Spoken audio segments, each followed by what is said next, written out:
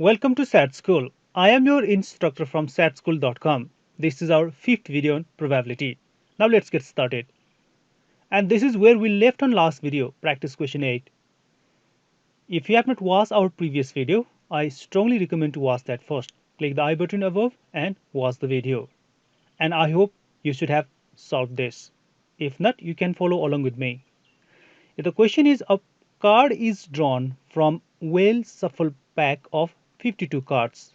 Now the question is the probability that the card so drawn is either a king or a black.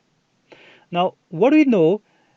Out of 52 cards, there are 4 kings and we have 26 black card.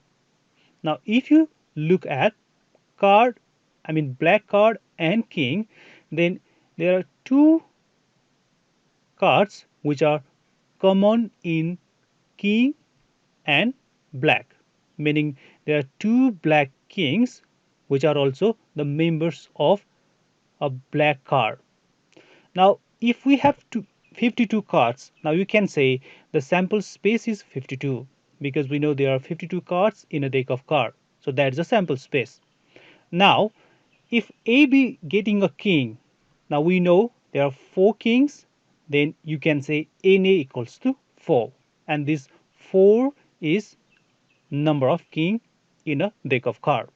Now if you have NA and NS, you can find the probability of getting a king, which is NA divided by NS, as we have NA which is 4 and NS 52.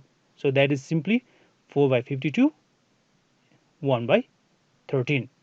So that is the probability of getting a king. Now next is the probability of getting a black card. Let B be getting a black card, then NB should be equals to 26 because we know there are 26 black cards in a deck of cards. Now you can find probability of getting a black card, simply NB by NS, where NB is 26 and NS is 52, and that should be equals to 1 by 2. So this is the probability of getting a king and probability of getting a black card. We know there are 2 cards which are common in between getting king and getting black. These 2 kings which are black, and those are common between getting king and getting black. So since there are 2 common outcomes, we can find now N A intersection B is 2. Then the probability of A intersection B will be equals to 2 by 52, which is equals to 1 by 26.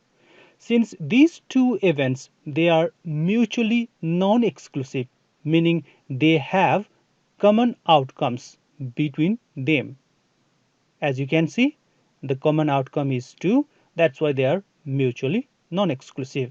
And the relation for mutually non-exclusive is probability of A union B is equals to PA plus PB minus PA intersection B, which we have PA 1 by 13 and we have PB 1 by 2, and finally we have PA intersection B, which is 1 by 26. So if you simplify, and that should be equals to 14 by 26, which is again 7 by 13, and that is the probability of getting either a king or a black king, which is 7 by 13. Now let's discuss on multiplication rule of probability. First, what are independent events? 2 events are said to be independent to each other if the occurrence or non-occurrence of one event has no effect on the occurrence or non-occurrence of the other events. Now what is that? Let's have an example here. When you toss a coin and when you roll a die, if you toss a coin, the probability is getting a head and getting a tail. When you roll a die, you will either get 1 or 2 or 3 or so on. Now here, what does the meaning of occurrence or non-occurrence? Now the meaning is, if you toss a coin, you will get a head or tail. Now getting the head or tail has no effect on getting any number in rolling a die. Meaning, suppose if you get a head when you roll a die, now that will have no impact getting 1 or 2 or 3 or 4 or 5, 6. Right? Again, when you roll a die, you may get 1, and that getting 1 doesn't make any difference getting a head or tail. You may get 1 here, that 1 does not make any difference getting the event in tossing a coin.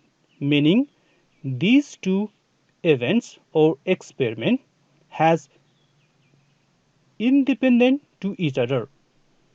Again, when you toss a coin, you will get either a head or tail.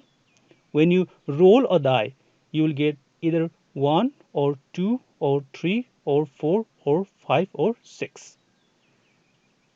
The occurrence or non-occurrence of one event has no effect on the occurrence or non-occurrence of the other event. Those are called independent events. Now, in case of two events are independent, then we have a relation where probability of A and B is the multiplication of probability of A and probability of B. That is, PA is multiple of PB. Or you can say PA intersection B is PA times PB. So this is for two events. Similarly, if we have three events which are independent to each other, then we can say P, A and B and C is equals to PA times PB times PC. Or you can write PA intersection B intersection C equals to PA, PB and PC. So this is for two and three events if they are independent to each other.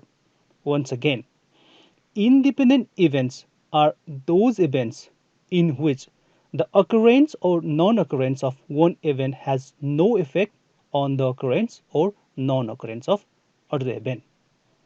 Now let's have one problem related to independent events. The practice question 9, and the question is, if a die is rolled and a coin is tossed at the same time, find the probability of getting odd number on the die and head on the coin. Now what we know is we have a sample space for rolling a die and a sample space for tossing a coin. For die, the sample space is 6 because there are 6 faces from 1 to 6. That's why 1 to 6 is ns equals to 6. Now let A be getting odd numbers, and there are 3 odd numbers 1, 3 and 5 in a die. Again, ns is 6. When you roll a die, the sample space for die is 6, and there are 3 odd numbers, that's why na is 3.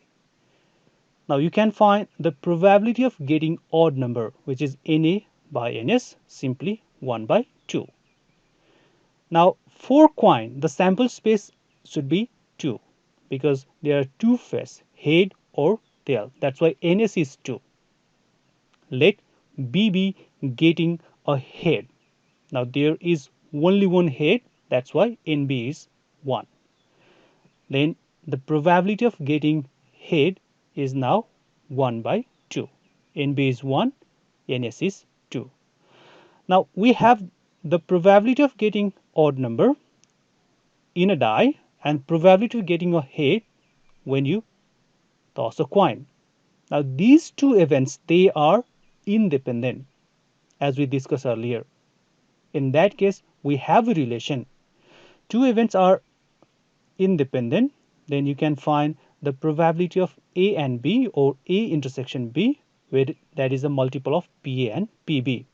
We have PA, which is 1 by 2 from here. We have PB, which is 1 by 2 from here. And that is equals to 1 by 4. And that is the probability of getting odd number on the die and the head on the coin. That is 1 by 2. So this is how we perform the calculation for two events which are independent. Now here is practice question 10. The question is, if a coin is tossed and at the same time a die is rolled, find the probability of getting head in a coin and 6 in a die. Now this is just similar to practice question 9. Here you have to find probability of getting 8 in a coin and 6 in a die. Again, sample space for coin is 2, sample space for die is 6 because there are 6 8. You can now find probability of getting 8, that should be equals 1 by 2, and probability of getting 6, that should be 1 by 6. Just follow along the question, practice question 9, you can solve this. So this much for today. I think you should manage this. I'll meet you in next video, and of course don't forget to subscribe and press the bell icon so that you can get the notification as long as I upload my video. Take care, see you.